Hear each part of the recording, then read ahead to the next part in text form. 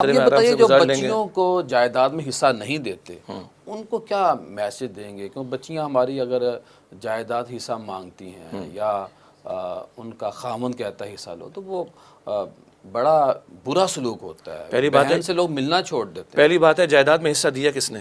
اللہ نے۔ تو بات ختم ہو گئی۔ پھر کون ہے کوئی روکنے والا؟ کون ہے اس کا حصہ ہڑپ کرنے والا؟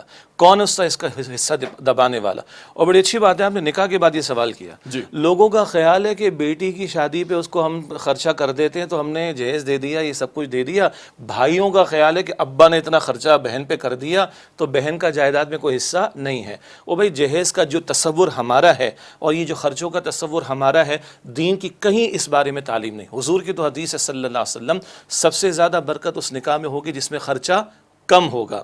تو ہم یہ خیال ہے، اچھا بڑی اچھی بات ہے، یہ جائیداد میں حصہ نہ دینے کا تصور بھی شاید ہندوؤں سے ہم نے لیا ہے کہ دھان دہیج کے نام پر، وہ دھان دہیج کہتے تھے، ہم جہیز کہتے ہیں، بیٹی کے اوپر ہم نے خرچہ کر دیا، یہ ہمارے ابا نے ہماری بہن کی شادی پہ خرچہ کر دیا، اب اس کا جائیداد میں کوئی حصہ نہیں۔ بالکل غلط بات ہے۔ اور سورہ نساء کی آیت نمبر 11 اور 12 میں آپ غور کیجئے، قرآن پاک میں اللہ تعالیٰ نے نماز کی رکعتوں کی تعداد کا ذکر نہیں کہ وہ حضور نے بتائی صلی اللہ علیہ وسلم، لیکن کسی کے انتقال پر اس کے قریبی لوگوں میں سے کس کا کتنا حصہ ہوگا، یہ حصے اللہ تعالیٰ نے قرآن کریم میں بتائے۔